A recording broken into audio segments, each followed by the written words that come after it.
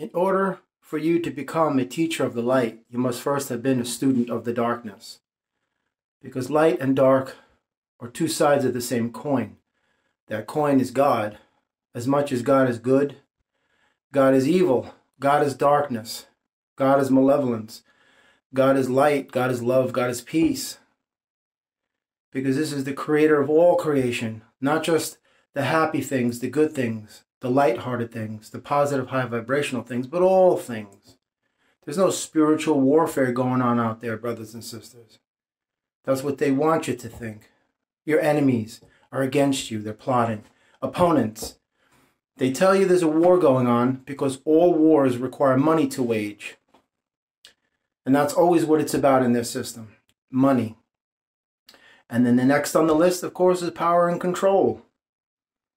Because they can control you with fear and the atmosphere of intimidation and paranoia. Because you're never in a relaxed state. You must be in a relaxed state to achieve consciousness. They always keep you on high alert, hypervigilant, hypersensitive to negativity, any fluctuations and change in the environment around you. That's why you're afraid of change, because this is safe. I like this here. We know this. This is familiar. This is normal. We accept this. This is our comfort zone. We don't want to change. We're going to stay right here. And that's it. Then you're stagnant. You're sedentary. You're not moving. You're not growing. You're not flourishing. You're not expanding. You've got to expand in order to attain consciousness inside yourself. There are no existential threats outside your door, man. There's no invisible boogeyman outside your door. A couple of years ago, they pulled a big scam on everybody. I ain't going down that road, but I think you know what I'm talking about. Now, you don't hear it in the news anymore because it didn't work. So they're plotting something else. They always keep you on high alert because they want you to have that polarized mentality and that egocentric perceptive lens of duality. One versus the other. Enemies, nemesis, in mortal combat. It isn't that way. Everything is one for a reason. Because without the darkness, there is no light to contrast the light. Light against light cancels out light. Dark against dark cancels out dark. Paint a picture with just black and see what you have. Paint a picture with just white and see what you just have. You don't have a painting. You need both of them to give contrast and depth and meaning. They don't cancel each other out. They complement each other. As I've said before from the beginning of this video, in order for you to become a teacher of the light, you must first have been a student of the darkness. It's just the truth. All of your pain made you who and what you are in this moment. You can't discard that or discredit it or disregard it because it made you stronger and wiser, more supple. And it gave you the knowledge and the information and the wisdom that you need for that next leg in your journey, wherever that's going to take you. It's not just the hard times that make you what you are. It's all of the times, man. It can't be all one way because then you're not learning anything. It has to be a rainy day and then a sunny day to give you appreciation of things. And you don't have this disgusting sense of entitlement that so many people have these days. They contribute nothing to the collective, and yet they expect everything in return. God owes me. Well, here's the wake-up call. God doesn't owe you anything. You owe God everything. Let me run something on you. When's the last time you could remember off the top of your head? And I'm being dead serious. When's the last time you could remember that God ever complained to you about anything? And then ask yourself, how many times have you complained to God about everything? And tell me again how God owes you anything. God doesn't owe you anything at all, man. You got to get your head around that truth. And just appreciate the gifts that are being given to you by God for free.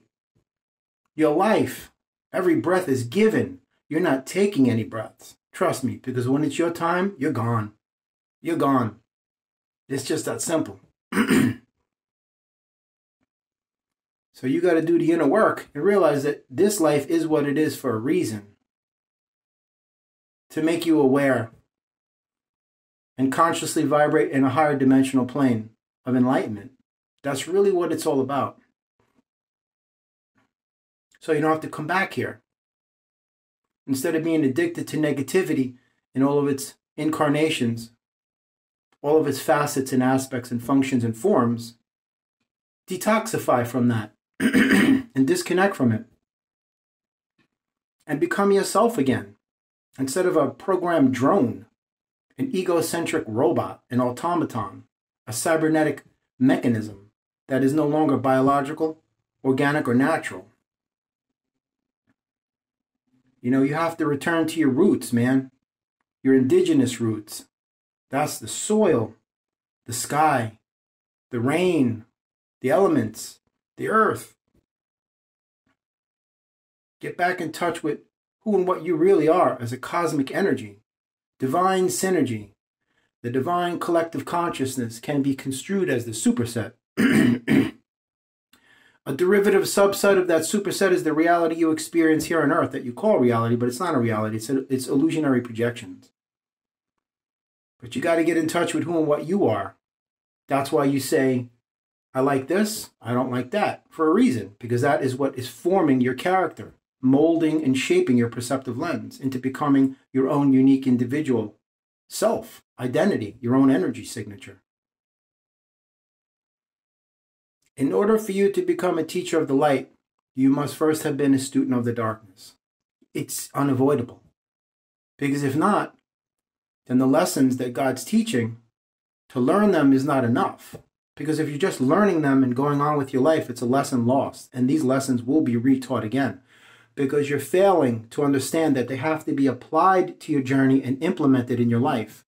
So you can disseminate that knowledge and wisdom to others and enlighten them. And help them on their journey. All of your darkness is behind you and your road ahead is divine. My road to heaven was paved through every inch of hell, but I consciously choose to not bring the shadows of my past and my pain into the light that I praise. But I learn from it. I just don't live it. I allowed it to make me a better person. But I'm not going to continue to feed it by tethering my feelings and emotions to these things and carrying around a cadaver with me my whole life. Because then I'm not living, I'm existing in the past. You got to bury the past in order to allow your future to be born. You can't hold on to two things at once. You either give energy to one or the other. But you can't do both. You got to learn to focus and live in the moment. Because there is no past or future. There is only the here and now. Get in touch with that. And allow this life to teach you. And allow this life to afford you the ability to be a teacher. Because you are a student and a teacher at the same time. Because nobody knows everything. Not even God. We're all learning. We're all a work in progress. Because these lessons go on forever. Even when you leave this place. Trust me when I tell you. Have a blessed day.